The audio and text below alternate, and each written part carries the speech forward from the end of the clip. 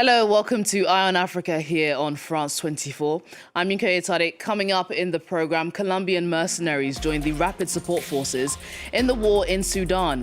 Fighters from the South American nation reportedly spotted inside Darfur's famine-stricken Zamzam refugee camp, now the epicenter of the hunger crisis. Cameroon's Electoral Commission bars Paul Biya's top candidate from running in the upcoming presidential election. Maurice Kamto's candidacy rejected without any explanation, sparking fears of unrest and clearing the path for what could be another Biya victory.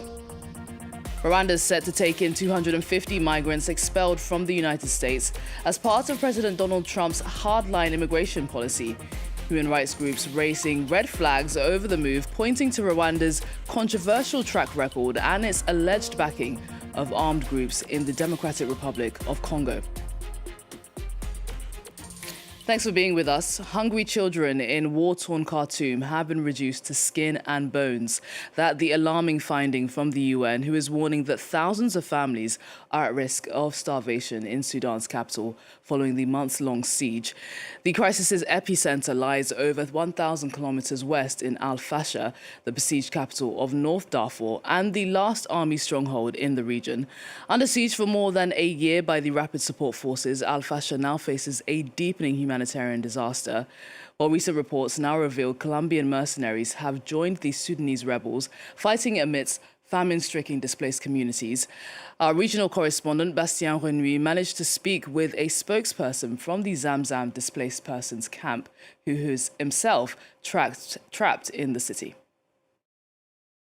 For the past few days, images have been circulating showing Colombian mercenaries training men in civilian clothing, carrying AK-47s. But where do these images come from?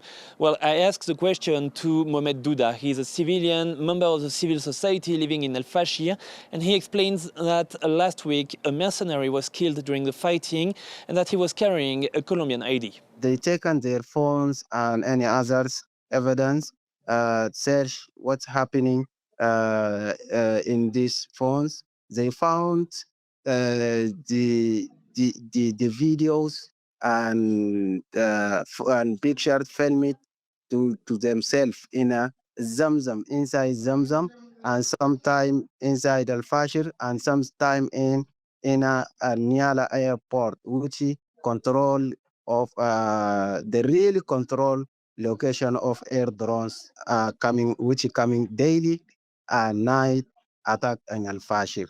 The Sudanese army claims that they are involved in combats, but if it's true, it's a recent development. So far, they were mostly involved in training rapid support forces recruits, as Mohamed Douda explains. I've seen them training the rapid support militias, training them for how to use the very intelligence guns, how to use the drones, and how to be strong in importance. They are used to train anyone who have been gathered by rapid support force from in a Sudan or in a Chad, or in Libya or any other spirit location. And of course, this war has a devastating impact on civilians. They are lacking everything, as Douda explained. The civilian here suffering from acute hunger, and then completely lack of entering of commercial good or humanitarian aid because of rapid support force militia have siege Al Fashir and forbidding anything to get inside Al Fashir. He's now calling on the international community to bring more assistance to El Fashir, but bringing food to the city is extremely difficult. In June, a convoy en route to El Fashir was attacked, trucks were burnt, and at least 5 people were killed. To another devastating conflict now, the Red Cross is warning that the fighting between the Ethiopian army and the Oromo Liberation Army in the country's most populated region of Oromia has deeply affected people's lives. Ethiopia has been torn apart by several armed conflicts. Oromia, which surrounds the capital, Addis Ababa, has seen clashes since 2018 between federal forces and the Oromo Liberation Army, with peace talks failing to yield progress. Noam Bashtika has the story. At the Gunfi Primary Health Center, patients calmly wait for their names to be called up.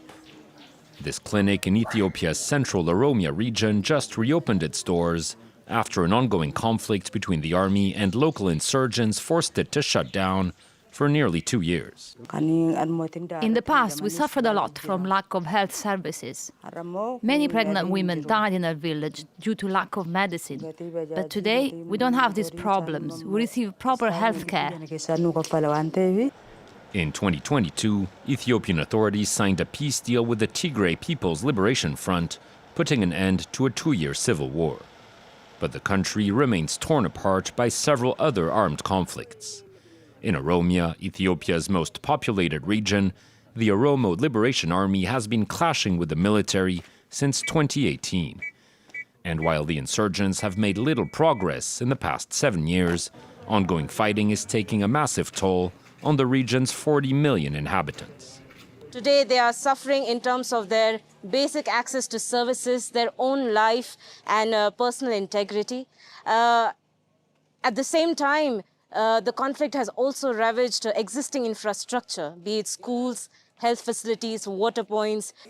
Despite the ongoing conflict, local clinics and hospitals were recently able to reopen and started providing basic health services to the population.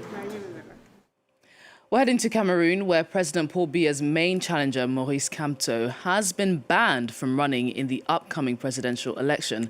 The Electoral Commission approved 13 candidates but rejected Kamto without giving any reason. He now has just 2 days to appeal. Kamto was Biya's strongest rival, finishing second in 2018 with 14% of the vote, while Biya claimed a landslide amid allegations of fraud and low turnout. With Kamto barred from the ballot, fears of unrest are rising, with some saying it could pave the way for an easy Biya victory. Indra Ayuk has more. It is now official. Opposition candidate Professor Maurice Kamto, who was a major challenger of incumbent President Paul Biya in the 2018 presidential elections, will not be part of the October 12 presidential elections scheduled in Cameroon this year. His appeal file, which was deposited at Cameroon's Constitutional Council, was rejected this day and qualified as unfounded. Now, this has come as a disappointment to members of his opposition CRM party, who were hoping that he would have a chance to challenge President Paul Biya in the presidential elections, despite his CRM party not being part of the race. His lawyers have qualified the rejection of his files as politically motivated. The Constitutional Council was 3% legal and 97% political. This explains the decision handed down earlier.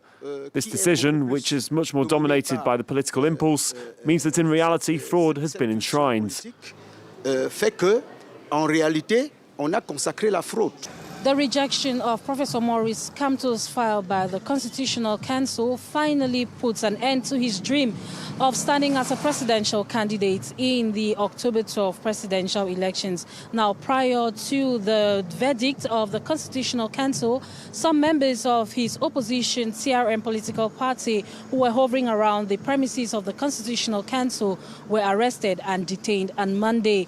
Until Tuesday, some of them had still not been released. Now, while all of this is going on, some members of the opposition in Cameroon have been meeting, trying to form a coalition to pick one candidate to challenge incumbent President Paul Biya, who has been in power since 1982. It is not clear if Professor Maurice Kamto will throw his weight behind the coalition. His lawyers have said they will make a statement in the days ahead.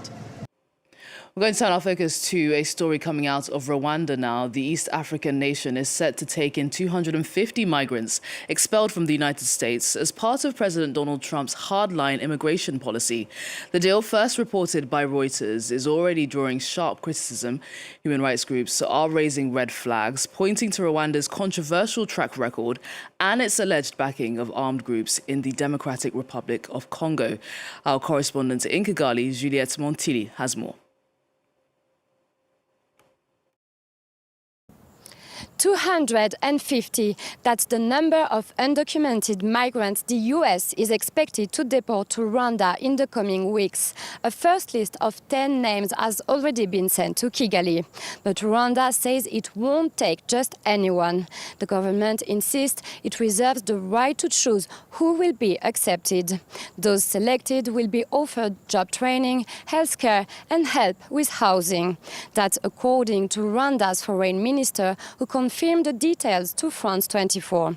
In return, the country will receive funding from the US, but the amount has not been disclosed yet. This isn't Rwanda's first deal of this kind. Last year, a similar agreement with the UK made headlines. Launched in 2022 by then Prime Minister Boris Johnson, the project was ultimately dropped by the newly elected Labour government. In recent years, Rwanda has positioned itself as a destination for migrants rejected by Western countries, despite strong concerns from rights groups and the UN Refugee Agency. This latest agreement was signed quietly in parallel with peace talks aimed at ending fighting in eastern DRC. Talks led by the Trump administration and closely tied to economic interests in the region. We're ending the program in Gabon, where archaeologists are digging deep in search of ancient clues that could reveal how prehistoric humans lived, moved and adapted to Central Africa's changing landscape. Scientists there have already unearthed traces of human life dating back to the year 25,000 BC. Emily Boyle has more on the discoveries.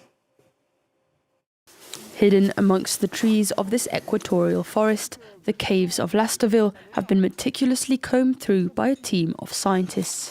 These are the remnants of an old ancient ocean from about 2 billion years ago. And dolomite, this rock that emerged from it, is a rock that dissolves in water. And of course, this creates caverns. That's why the Lasterville region is known for its cavities. Crouched in the darkness of the cave of Yumbidi, archaeologists are searching for clues that could explain how humans lived in these caves more than 25,000 years ago. We hope to find a human tooth, since we are finding bone remains, animals, lithic remains, and carved stones. And we also hope to find, why not, an entire human skeleton. Even the most modest remains are crucial to reconstructing the past. This year's findings are analysed in this laboratory. Among them, a pottery shard among the oldest found in Central Africa, estimated to be more than 6,500 years old. But for these experts, it is a small pearl which is of particular interest. The surprise of the year is a small pearl. It's difficult to see because it's so tiny, but it was carved from a snail shell. These were people who had real customs, a real civilization, a way of life, and this small pearl is a humble but beautiful witness to these societies that existed in the forests of the region. According to this team of archaeologists, these ancient populations had to adapt to drastic changes in their climate. Reconstructing their long unknown past could help us learn from the resilience of our ancestors. Stay with us here on France 24. Plenty more news to come.